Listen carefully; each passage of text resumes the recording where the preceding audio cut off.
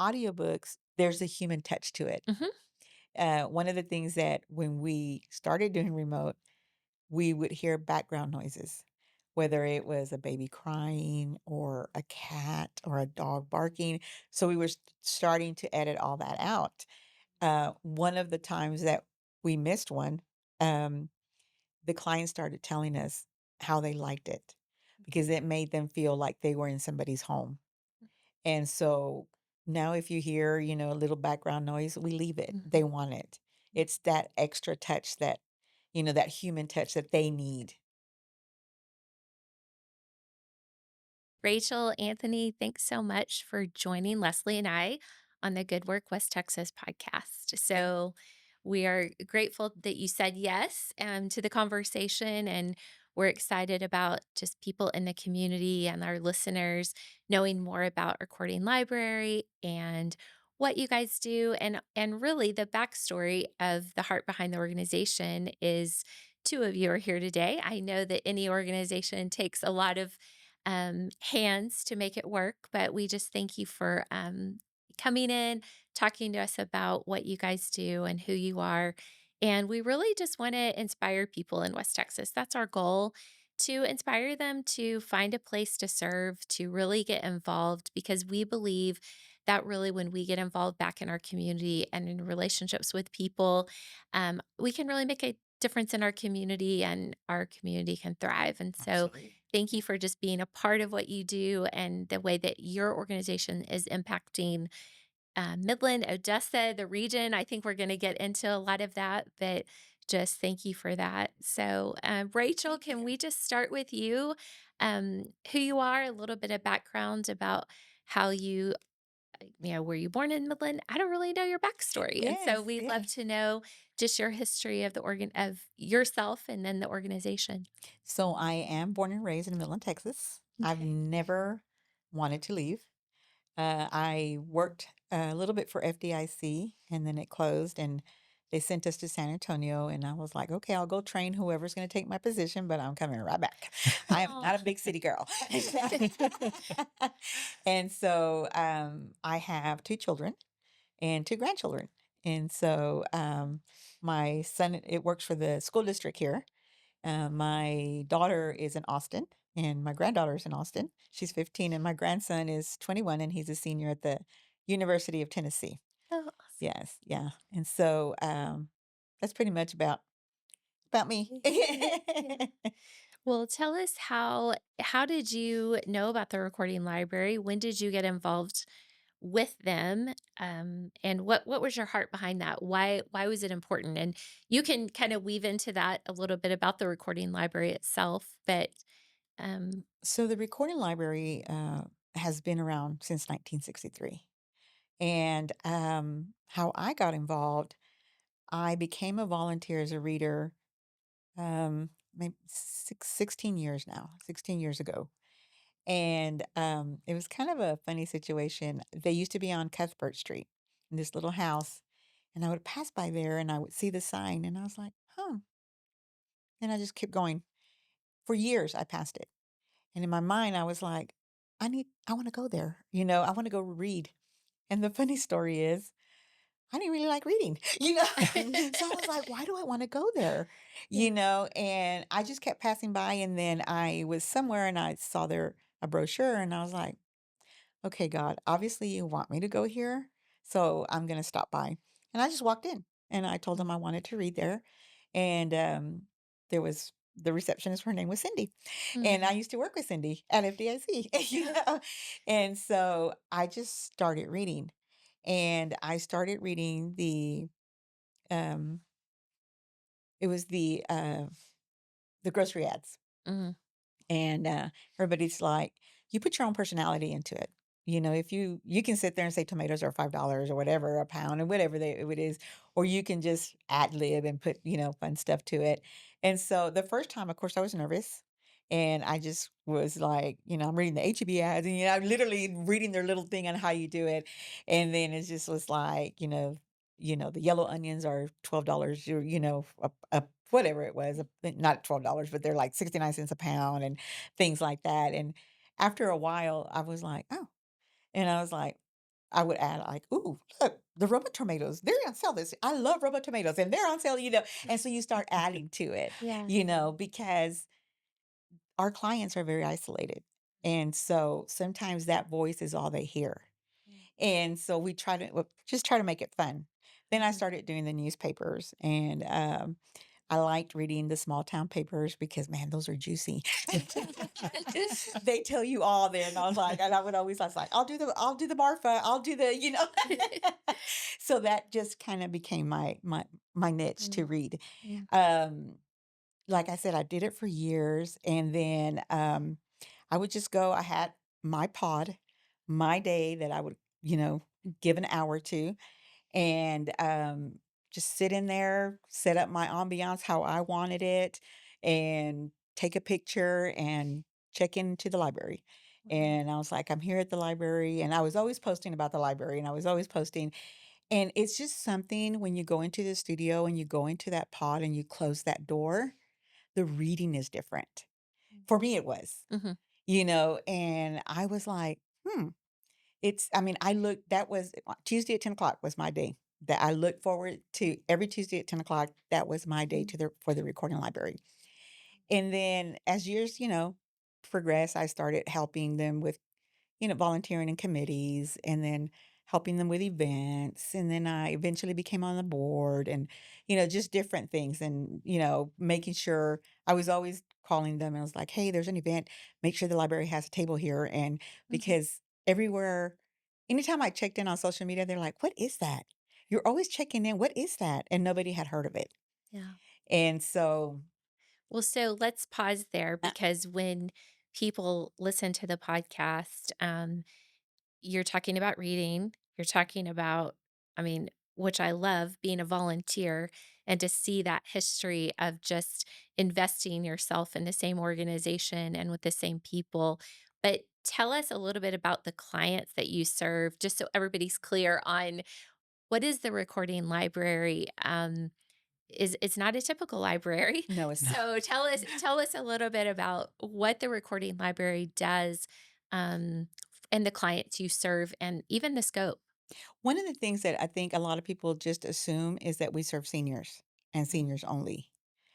That is not true because blindness doesn't discriminate. mhm, You can be born blind, and so we do anything from toddlers all the way up to 99 or however old they are. But the majority, about 70% of our clients are seniors. mhm, And so we read every single day the newspaper.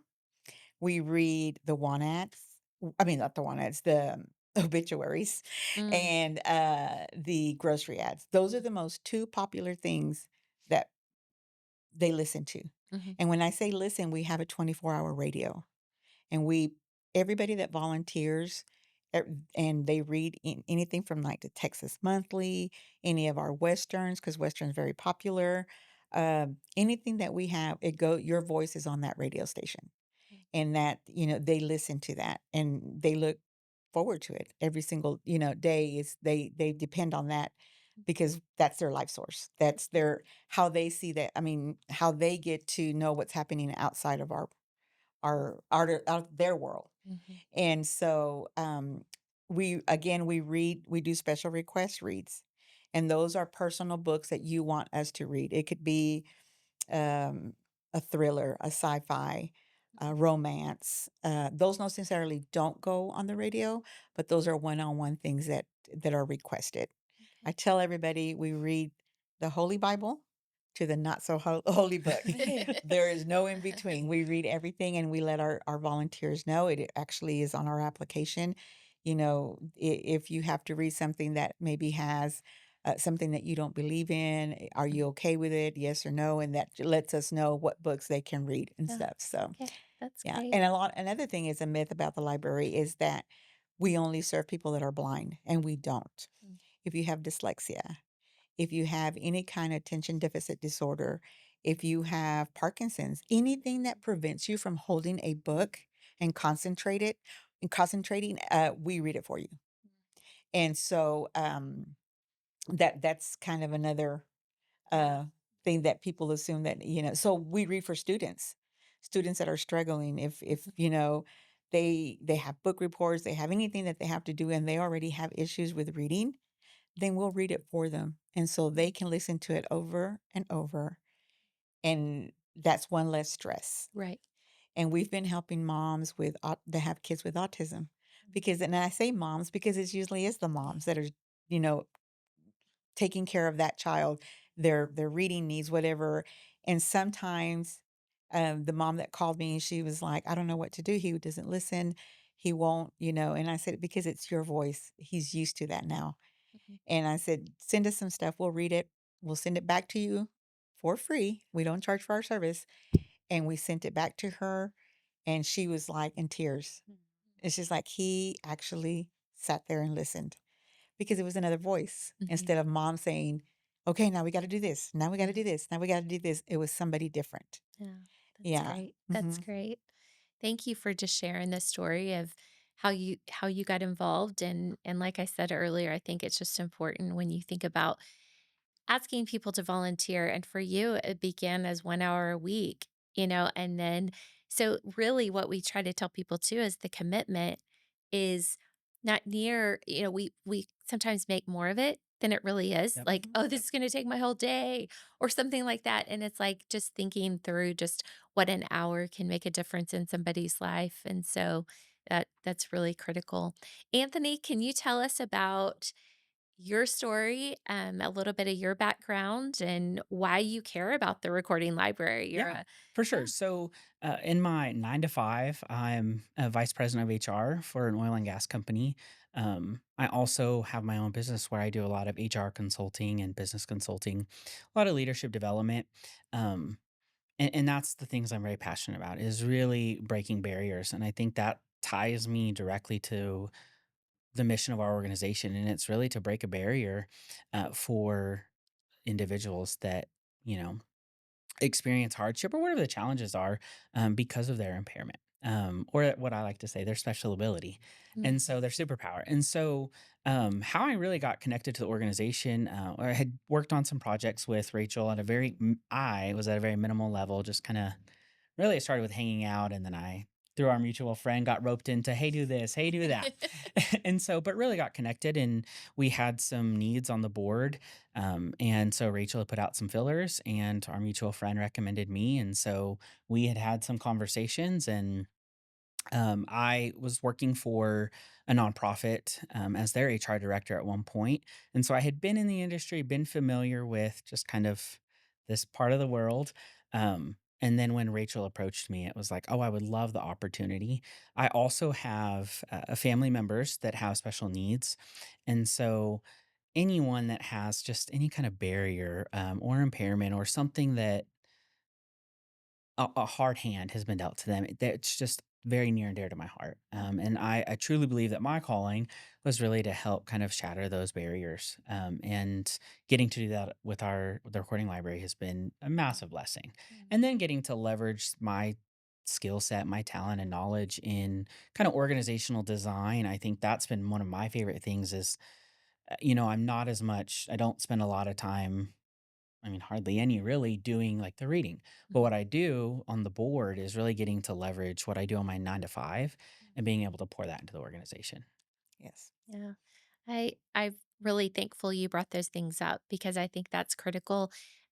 Obviously, every organization's looking for volunteers to fulfill the need of the organization, but when someone brings the skill set that they have in that 9 to 5 and can really bless that nonprofit with guidance and perspective and just their experience and maybe what might be helpful to the organization, it's just, I think that's super important for Yeah. people to know Yeah. that it's, not everybody's gonna be serving the food or Mhm. reading in your case, but there's an opportunity to really use the skills that you have to give back in that way. So Absolutely. thank you for being willing to do Yeah, that. for sure. I think my favorite part of all of that really is the relationships that have been built and cultivated along the way. I mean, Rachel calls me all the time and vice versa. Hey, what do you think about this? I'm going through this situation, or I already know what I want to do. What are your thoughts? And even just Rachel's just one of many and I do the same thing where because of people I've been connected with through nonprofit work and really building relationships in the community, I've been able to lean into those. And that's been very rewarding, very rewarding. Mm. Just to bounce ideas off each other Yeah. and lots of different ways to support each other, Yep. and so that's so I just thank you for sharing both of those stories because I think there's a piece of it that everybody can learn from of, Absolutely. you know, it may be that you're prompted to you drive down the same street every day and you're prompted and you see an organization that you want to be a part of. And in your case, you're at shared spaces. Yes. So, one of the things that I think Leslie and I learned early on was that people can come into the studio there and read, but also tell us about a little bit about your other options with remote reading. What does that look like for somebody in the audience that may not even live in Midland, Odessa, the region, but they want to read? So our remote reading has really it started during COVID. Everybody's world stopped, but it became even more important for those that have a disability. They needed to know what was going on. It was very important that we gave them the correct information and things. So we never stopped. Mm, So we had to figure out, okay, how are we going to get this news to them yeah. with the world being shut down. I mean, nobody was going to offices and stuff like that. And so that's how the remote started. Mm, Well, we saw an increase in volunteers. mm, And so people were home and so they started, asking if they could read and, because now they had the time. right. Yeah. And so we never stopped it. Mm, And so it's worked out very, very well. You mentioned, people that aren't here. We have authors that have called us from New York. We have authors we have one from Tennessee. We have some from here local, not local, but in Texas that are, Austin, Dallas. We have DJs that love to read. And so they're very animated. And so they love to read the books, Yeah. and but another thing that we did is for the students that need to do community service hours. A lot of those students are very, very active and they don't have time during the week. And we're open Monday through Friday, 9 to 5. They're doing extracurricular activities and they don't have the time. mhm, So they can read from home over the weekend.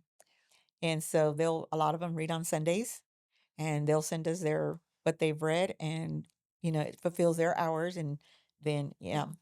But we've also had this amazing thing with students is that um especially like the students in philanthropy, so they are required to go to different places and they have chosen our several places to go tour and they tour and they love it. Everybody likes being in the studio, and so w- they over spring break, we had all these students show up and they're like, we're here to read, and during their spring break and then during the summer, we had several that were there every week. And then they were like really sad because they had to go to school. And I was like, yeah, you got to go to school, but you can volunteer later, and come back and stuff. So yeah, it's that remote reading has really taken off. I just from the very first time I ever came into the studio, I had passed the studio multiple times seeing other clients in shared spaces, but had not been in recording library and honestly didn't fully even understand exactly what you guys did.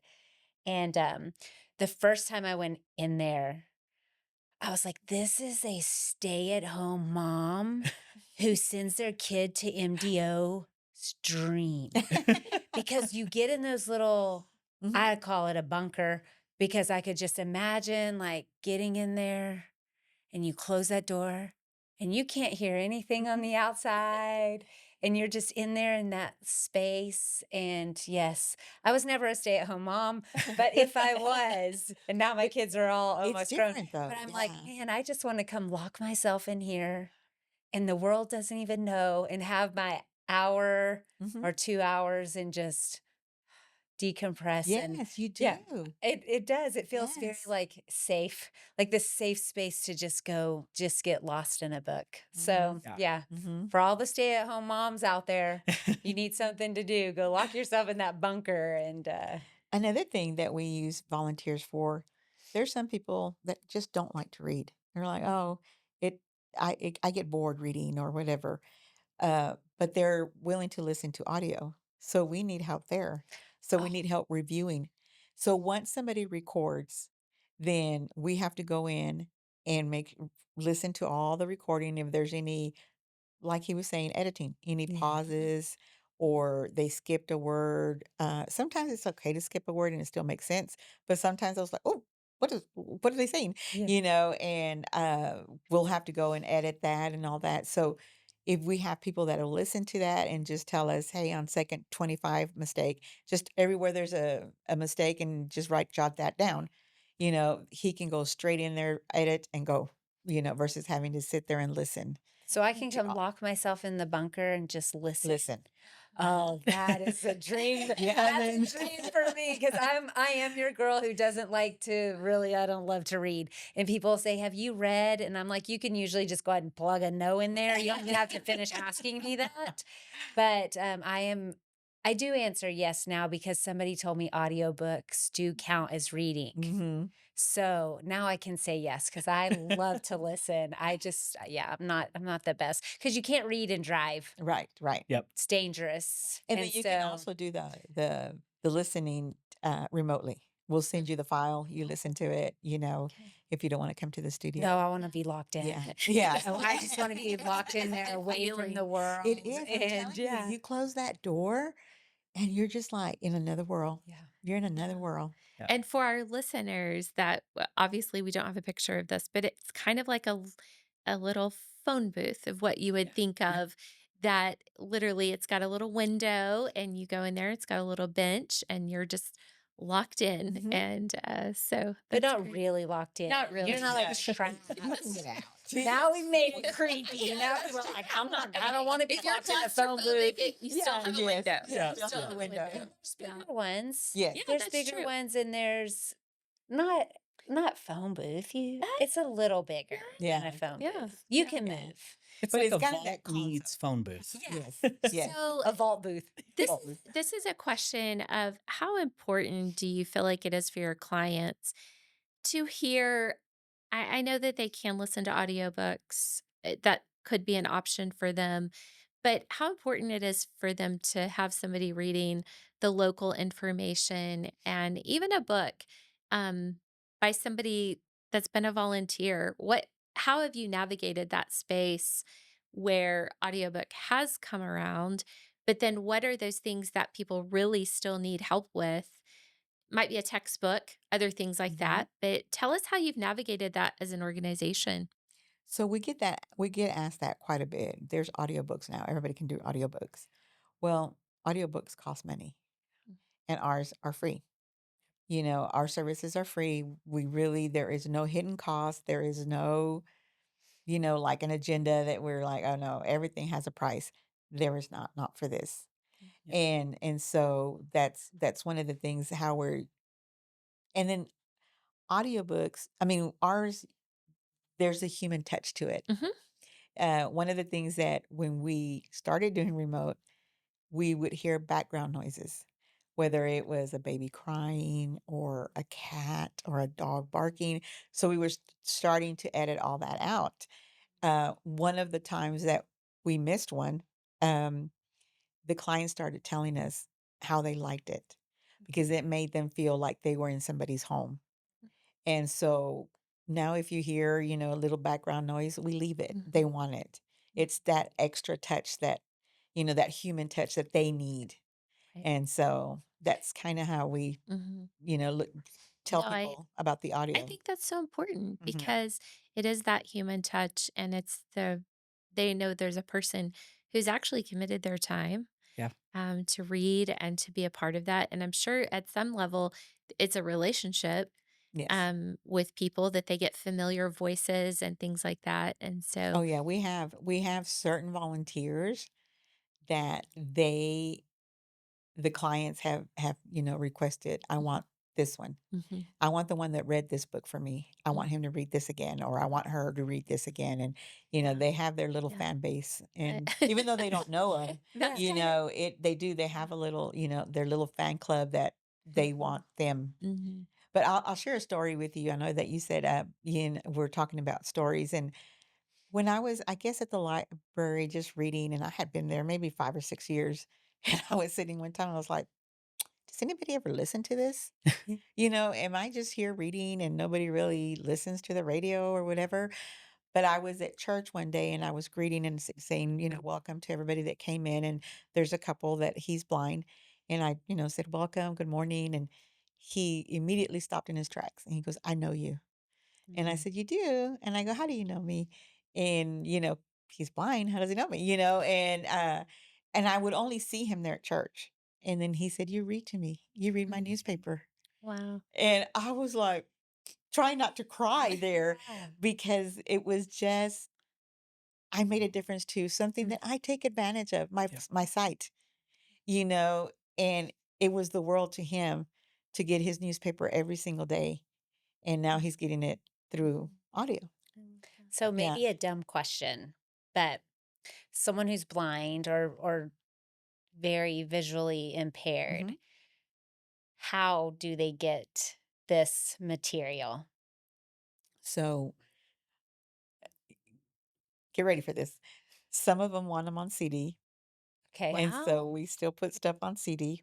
If they don't have a CD player and they do want it on CD, we provide them a CD player for free. Okay. And, some of them still can see a little bit, and so they use their laptop or they use and so we put it on a thumb drive. Some have family that help them. We Google Drop and send it to them that way, but that's how they get their So information. lots of different avenues of A lot of different distribution. avenues. Now, on the radio part of it, like the newspaper, all of that, the 24-hour radio, that's true like a radio station. It is a true radio station, but it's not like it doesn't have music. It doesn't have Yeah. it But they just ha can tune in to Absolutely. yes. 90. So what do they what's the tune? Well, What's the number? it's it I knew you were gonna ask me the number, and I don't know it, Oh, Oh, it's okay. yeah. but, and it's also very hard you have to have a special radio, Oh, Okay. okay. and those are Okay. the radios that we Y'all have give. that Okay. we give to them. Okay, Okay. Now, perfect. if they don't have internet access, we give them a radio. Even if we just mailed a radio to Tennessee Wow. because he listens, and so we told him, "You might not be able to listen to our station. You can on the web, but you can't on the radio station." But he was able to listen to other stations that were there, Mm, and he was able to pick those up with our radio. Um, if they do have internet access, then we'll provide them a free Alexa, okay. and our radio, the skill is on there. We load the Okay. skill up, and then they can listen to the radio there. And so our radio is 24 hours. So for 12 hours, it plays and then it loops around all over again. And Mm, the reason for that is that when you're blind, you don't have the concept of what is day and night. mm. So somebody can be up all night thinking they're up all day and vice versa. And so that's why the same thing plays over every 12 hours. Okay. So yeah. Wow. The things we take for granted, Yeah. Yes. Yeah. very much. I mean, even just the concept of we talk about the beauty of the box, right? Like it's an escape. But the reality is when we step into that box, we're really putting ourselves into the shoes of our client where they're in a box in the most, metaphorically, whereas we find joy in that. There for them, it's all they know. Attractive. They Yes. don't get to see out the window. They Yeah. don't we step into that knowing we've got a purpose and we're here to make a difference. But in their world, I mean, there's that question of Mhm. who I'm isolated, I'm alone. And so even though we're isolating, I think that's the thing that captivated me about the studio was this is stepping into that booth. It's putting myself in their shoes. On the flip side, knowing I'm gonna make a difference. I get Mhm. to be their friend, and it's by simply leveraging my voice. Mhm. And I think the beauty and what I'm really proud of our organization for is all of the different ways that we are intentional about trying to find the need and then meet the need. Maybe. Mhm. Yes. Absolutely. Thank you for sharing that Yeah. because I Yeah. think it's so true. Um, just yeah, the realization of going in there to meet a purpose and Yep. that you can do that by your voice or your skill set, all Yeah. those different Yeah. Mhm. things. But yeah, Absolutely. just in that case, just your voice and how important it is for Yep. people to know that and recognize it. And I love this story of, I'm so grateful for stories where you get to see the full circle that Yes. you've been investing in something and then you really get to meet the person behind it. I think Yeah, that's without even knowing. And incredible. he knows me because of my voice, Yeah. and like Mhm. I said, something we take for Yeah. granted. So tell us a little bit about the scope because you've mentioned Tennessee, you've mentioned different places in Texas. So how far away are the clients that you actually serve? They don't just all live here in Midland or Odessa. No, we have clients in Midland, of course, and Odessa. We have them in Monahans and Andrews and Pecos and Big Spring, Staten. So we go to those areas, and we try to, make everyone know that we're there, Right. that we're here to help them. Another thing that we also do while we do read all their stuff, we do have clients that'll come by the office. They'll take an Uber or whatever, and they bring us their mail. And they said, I've got all this, I don't know what it is. And so we literally sit there and we go through the mail, we read it for them, help them fill out any forms they need to fill out, make phone calls that they need to do. That's part of our service. We're serving our clients. And so we've also we can't do this a lot because we don't have a big staff, but we've gone to their home to help them. Mm-hmm. There's just a support group in Odessa, and they're all blind and they meet at different places. And usually they try to invite us, and when we get invited, we know where it's going to go read whatever they have that they can't read. Yeah. Go through their mail and do things like that. So I think that's incredible. yeah, Imagine the Yeah. level of trust yes, when yes, someone comes to you, read my mail, yes, or even when we're invited and we have the beautiful privilege of coming into their home. I mean, they can't see us, they don't know who we are. Yeah. So the amount of trust to Trust invite them. us in. And then, of course, for us, it's what an honor for us to get yes. to have that opportunity. Mhm. So tell us a little bit about I may have skipped over this in your stories, but I think it's important. We always want to try to ask our clients if we can, or our guests if we can. We'd like to just say who was the person who inspired you, because all of these stories, you know, they tell the story of who we are, and I think it's more we want the people listening in our audience to say who is it that's inspiring me and in that way. So could you guys share just a little bit about a person that inspired you to give, to serve, to give back? Who was that central person or persons in your life? Start. Yeah, sure. For me, it's our mutual friend that I referenced earlier. So when I met him through kind of a business opportunity, where really I was trying to gain his company's services, Mm. and it never landed. I never ended up there. But out of that, there I was able to meet some needs indirectly without, getting basically personal, and that were related to his department. But over and through that, as I got to know him, I realized, man, this guy is involved in literally everything. Like, how do you sleep? Like, you're so involved in the church, in all of so many different organizations.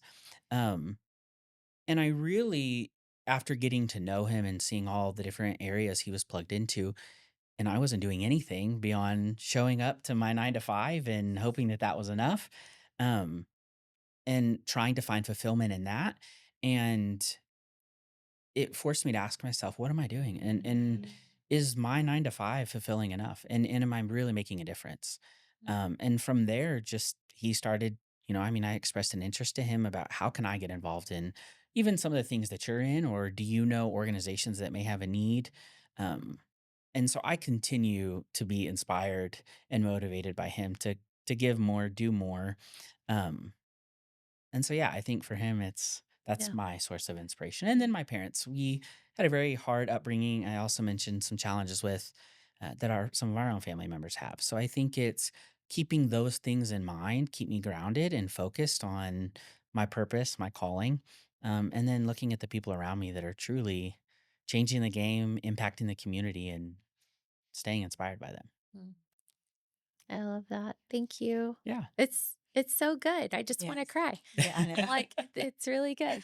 I love hearing those stories, because I think all of us can learn from that, just example of somebody's always watching Yeah. and, but you then taking the initiative to watch and then also just observe and then you're doing, Yeah. and so Well, I think something that's really cool and kind of, I guess, a plug to him, but he was just named Midland 20 under 40.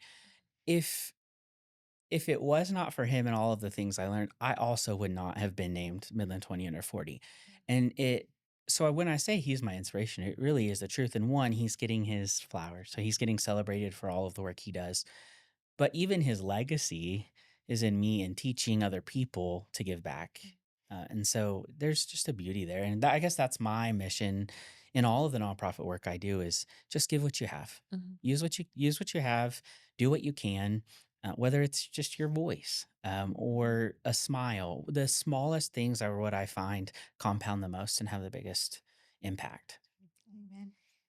what about you, Rachel? I said I wasn't gonna cry, but for me, it was my mom. It is my mom. And so, my mom worked for the school district for many, many years, and she worked they used to have a migrant program, and so any of the migrants that were migrating in and stuff, it was her responsibility to make sure, they were connected at the school, they did this and did that, and outside services, kind of a social service type of deal. She's always been in social service. And, from there, she just saw, I think the need for people that were, of the same race to be seen in places. So she volunteered. Mm, She, we all went to Travis Elementary here, and she belonged to the PTA there. She was very active. She belonged at South. She belonged at Days of Allah. She belonged at Crockett. She belonged at Pease. She belonged at Milam, mm, and those are where the predominantly minority schools are, or that were. And we would have to go, she would take all of us. I have an older brother and a younger brother, and I'm the only girl. So that explains a lot now. That's what everybody tells me. They're like, oh, now we get you. Sense. But so she would take all of us. And you know, she was in my brownie troop. She was in the Cub Scout. She was in the Girl Scout troop. She was in the Boy Scouts, and she volunteered everywhere. She gave back. I mean, she saw families that were very, very poor. And so, she would tell us, okay, pick up the toys that you don't play with, and we're going to give them to other. And, we're little. And we're like, no, I'm going to play with this and Yeah. whatever. But she wouldn't just pack them up and take them. She would take us mm, with her. And so when you saw the living conditions, it was just kind of like, oh, I mean, I still remember Mhm. giving my dresses to some people, some other girls and stuff. And I remember, I know we went in one house and they had like a dirt floor, and I was like, but it makes you also appreciate what you have, Mhm. and also to give, because it my stuff was used and they were so excited. And so my mom has served on many boards, done a lot of she was always she's been called an activist. She's done a lot in the community and always toting us three along. So mm, to me, it was it's that's what you're supposed to do. mhm, That's what you are supposed to do and give back to your community. And it was nothing for me to call and say, "Oh, I want to volunteer here," or "I want to do this." And I get a lot of the things, and I know that e especially for Hispanics, we wait to be asked. If you don't ask us, we're not gonna do it. mm. And I don't, because my mom showed us that. My mom just did it. She showed up places. And I wanna do this. I mean, I tell my mom, "You used us as little slaves," because she even did it at the church. She would go and clean our church, and it was Our Lady of Guadalupe. And she would give all 3 of us a dust cloth, and she would tell us that we could play races down up and down the pews, and we would literally slide up and down, but we were dusting. I was like, "Oh, that's She yeah." got creative. She got creative, but we didn't know. We were having fun. And so like I said, it's just second nature to me. I did the same thing. I took my son everywhere and my daughter, and they both serve. I took my grandson, and my grandson's now at the University of Tennessee, and I mean, he is thriving over there. He's volunteering, he's reading to kids, he's doing all kinds of stuff, and I thought, "Oh," and I'm glad that he's, giving back because to me, it doesn't cost you everything. Everybody says, "I don't have an hour." But I was like, "I just saw you post 50 stuff on Facebook." Yeah. That takes Yeah. time because Facebook takes you to other direction and other, give that Yeah. time and, do whatever. You don't I remember, back in the day when, companies didn't allow you to go and volunteer during the day. My son would be upset with the moms that didn't work and they got to, be in the room and helping. Mhm. So I got creative and I called the school and I said, "Is there something that I can help that I can do from home? Because you're not, I can't leave my job." And so I'm really dating myself. They had the library cards. Remember the library cards? Yes. Yes. I typed them and, got them all. And that's what I would do. And I give them to my son and say, "Here, give it to the librarian." Yes. And he would be happy because I Mm. helped at the school. Mm. His mom was helping and I couldn't do room mom. I couldn't do this. I couldn't do that, but I could do my part and help and retype all the library cards after your name, they were full. And so there's always a way that you can find. And Mhm. there's always, if it's not with us, there's like 800 nonprofits in this Yeah. area. Yeah. You name it. I mean, you like birds. There's a nonprofit for birds. There's a Yeah. nonprofit. What is your passion? Yep. Go and volunteer there. Yeah. They will greatly, greatly appreciate it. Mhm. And what a sweet gift that I think also is maybe taken for granted, something you just touched on, that nowadays, especially in our region, I can't, I'm from the dirt here myself, so I don't know about other regions, but really for our area, a lot of employers now Hmm. allot a set amount of hours, either monthly or yearly, that employees really can take advantage of. Um, Not even having to take away from family time after their 8 to 5 or whatever their shift is, that they can give back during the workday. And a lot of employers have made that space available Hmm. for people. And yeah, I think that's a sweet gift. I'm sad though, because we have set, and sadly, a handful of meetings where we hear the unfortunate news that a lot of those hours are turned in and never used. Mm. And so that part makes me sad. I'm like, no, your employer is giving you 15 hours a semester or whatever. Use them, Hmm. give back. And so a I lot think, of people do, but yeah, some are just returned, they're never used. But it is a sweet gift that yeah. I think Yep. that. And the talents. I mean, we have a girl that comes to our office, and I mean, I could put that bag and it looks beautiful there, but when I put it there, they're like, "Who laid this there?" Yeah. I don't have that Yeah. talent. Yeah. She comes in and fluffs up our office and makes it looks nice. And she, we might use the same plant, but kind of fluffed it up and put it somewhere else. And I was like, "Oh, that looks nice there," and that's her talent. Yeah. Yep. And she just comes in and does it for us. Mhm. And events, if we have events, she's like, "Hey, I can decorate for you." I was like, "Oh, Mhm. thank you." Yeah. So think of things that you like to do. A nonprofit needs help. Yep. Mhm. And, Absolutely. they have to put fundraisers together, they have to put events together, they have to do presentations. If that's your talent, by all Mhm. means, come help. Yeah. We'll Exactly. take it. Yeah. And I think the thing is you really build community there. I think when you get the opportunity to serve on a board and realize the impact, and then you begin to connect with other nonprofits and collaborate with them on different things, it builds community there, not Mhm. just Yep. with the clients that you're serving, but with your volunteers. And I think that's something that's missing today, that a lot of people are we're connected on social media, but we're not connected in real life. And so Right. I just think it's so important for all of us to find the spot that Yep. we're that that we've been given, what's right around us, what's happening. And I think Leslie and I, we've got kind of a little campaign going on about what's your cause and really choose your cause.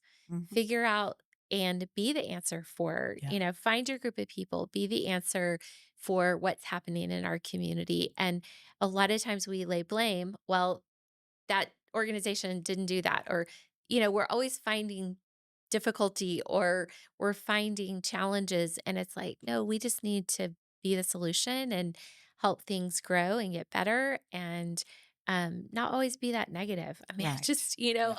I hear I you. just think there's something about working together with people and being positive about our community, Yep. and really not being blind, really, to the Yeah. challenge. Yeah. Exactly. But just saying, how can I be a part of it? And especially for you guys, when it just goes back to that, meeting the needs of blind and visually impaired people is huge. And so, and I love it that you clarified too, just it's all ages Yep. and it's all levels. From dyslexia, I think so many people have those kinds of needs. Maybe a student in school that Mhm. struggles to read, and how important it is for them. It's for the college student struggling Yes. through textbooks. There's opportunity there with everything. So, Absolutely. Yes. yeah, it's inspiring just to hear your stories, and tell us a little bit about what it would be to have a dream for the recording library. Obviously, we don't the challenges will always be there. Yep. I Absolutely. Yep. think for you guys, you're not wishing that anybody has those challenges, but just recognizing that those will be challenges that we face with visually impaired and special needs of sorts. So what is the dream for Recording Library to be able to go the next 2, 3, 4, 5 years? What does that look like for you guys? You want me to take this one? Sure. I think it can all be summed up into one word, and then yet that's not enough. Yeah. But I think it's accessibility. Mm, I think continued growth and impact that makes I can't look now. I can't even say it. Accessibility Accessibility. possible for everyone. But really, what does that look like then? I think our big dream right now is having a building of our own. mhm, When you're renting a house, like that, mhm, there's a sense of pride that comes with that. But when you have it and it's yours and you can do with it what you want, there's just that sense of ownership and pride. So I think that's our big dream right now is having a space that's ours, that can also fit within our financial means and the challenges. And regardless of what the market's doing, or regardless of what the business is doing, we have a space that we get to call our own, and we can have confidence that our clients are going to continue to get served. mhm, Um, I think the other part of our dream is, and I think we're really watching it come to fruition now, is having a dream team. I think the right staff, and then the right board leadership. Um, Huge shout out and plug to Rachel. She started as, a volunteer, and then she joined the board. We had some things happen within our organization. We had to pivot. And so she stepped out of that role. And as she said, she's, our executive director. And so what a journey. But we have seen incredible growth because of her leadership. And she's just a solid leader, and she's building a solid team and really uplifting the team that she has, which I think has really lit a fire in them. Not that, I mean, they've always had it, but it's like that potential maybe unseen until somebody sees it. And she's really helping them to see the potential both within themselves, but even just within our organization and the services that we provide. So, huge shout out and kudos to her. Thank We're, you. we're so blessed and honored, one, for her service over the years, but even just her journey of a volunteer, and then now she's leading the organization and taking us to new heights. So I think the dream is the dream team, and then the building. Mhm. Sounds good. Sounds I good. think every nonprofit wants their own building. Yeah. Mhm. You know, Oh, that's probably next to salaries is the second biggest line item in their budget mhm, is when you rent. mhm. And Yeah. yeah. I think there's part of just also, we've talked a lot about volunteering and giving, but we don't want to not, recognize the donor, because that's so important in the Yes. nonprofit world.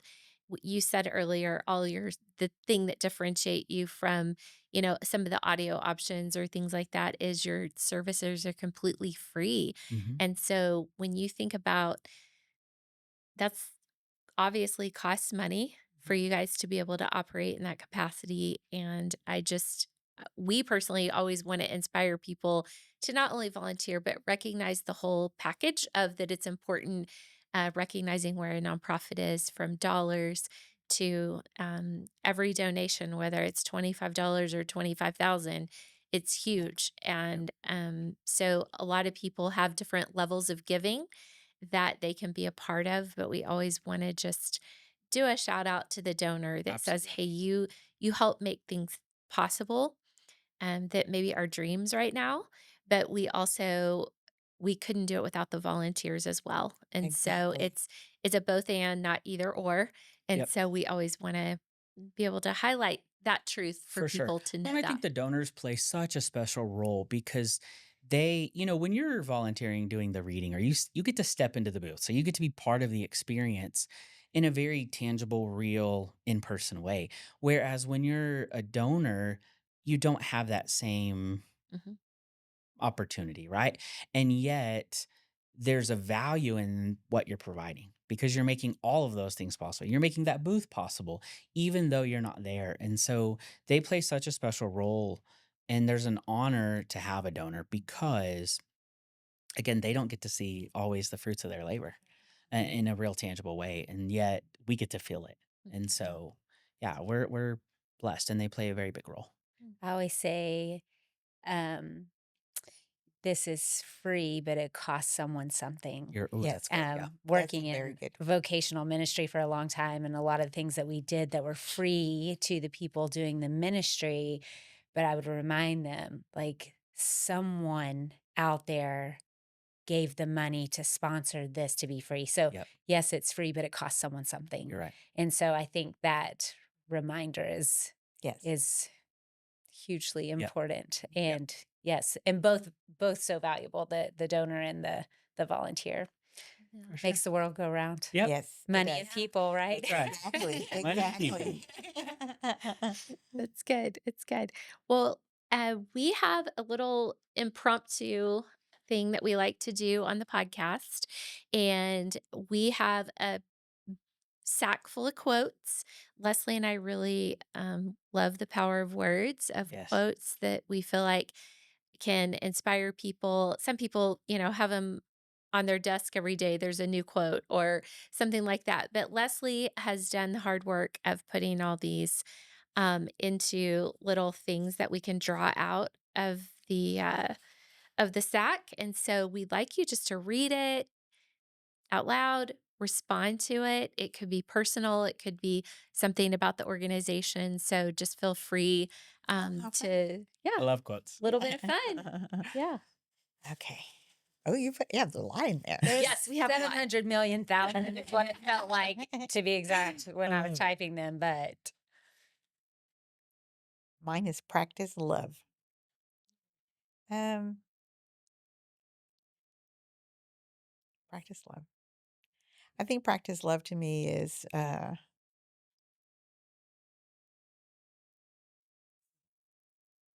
so right now my mom is very sick in the hospital.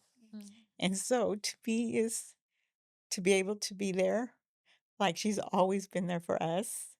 I've been at the hospital for nonstop, round the clock with her, making sure that when she woke up, she saw that the people that love her the most are there.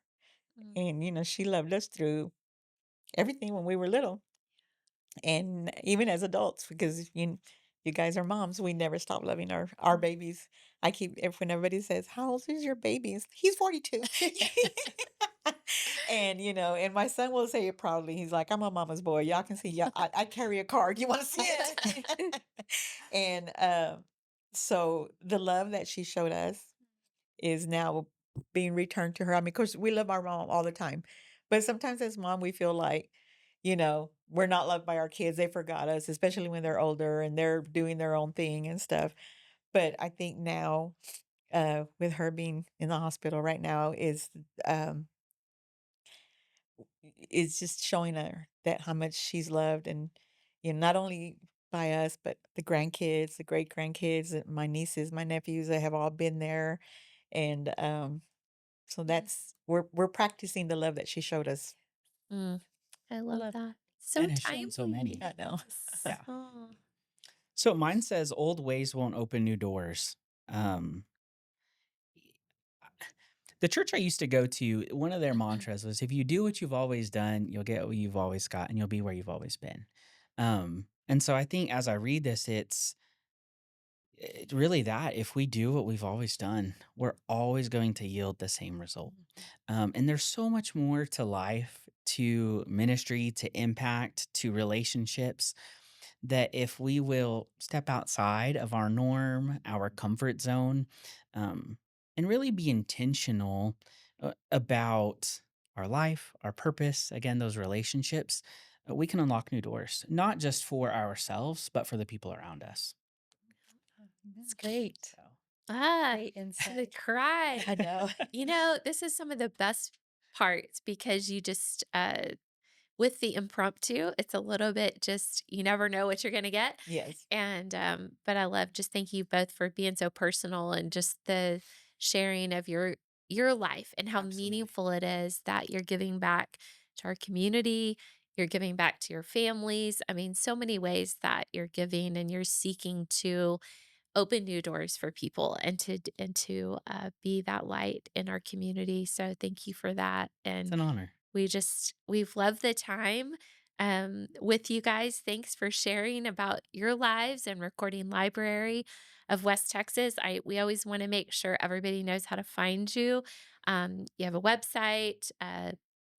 You also have volunteer tab there where people can find their volunteer opportunities mhm, that you have. And you can also find us at Every Neighbor. That's yes, something that we want people to know is it's a place to go to find your place and to get connected. And so thanks for just sharing the good work. We For love it. sure. well, thank you so much for Yep. everything that you guys do for our community and for especially what you do for us. I know that you work with a lot of nonprofits, but y'all have a way of making feel making us feel like we're special to y'all. Oh, And I You're know you such have that you are. that but I know you have that gift with everybody, you know. It's one of the things that I remember when my dad passed away, my brothers were trying to say they were the ones that were, you know, the favorites. And as I saw that, and because I know I was, but I love the way my dad made us feel like you're each one was the favorite. And so and that's kind of what you guys do. Well, it's not kind of it's what y'all do is for every nonprofit you're serving, you make them feel like you're, you know, they're the one. This is the Mhm. one nonprofit. And Thank then you. I was like, no, no, you're not. We are, you know, because Yeah. they did this for us, you know, and things. But Yeah. thank you for everything that you You're do Absolutely. so for not welcome. only the library but every nonprofit. We greatly, greatly Yeah. appreciate it. Well, Yes. we consider it an honor and a privilege to do it. And so Mhm. we're excited about the future and Yep. excited about Midland and Yes. Odessa and our region. We have a lot of generosity. We have a lot of good things happening. And so we want people to know that. Yes. So It's a great thanks place to for, be. Yes. yes, Yes. Yes, it it is. really is. So thank you so much. Thank Yep. you.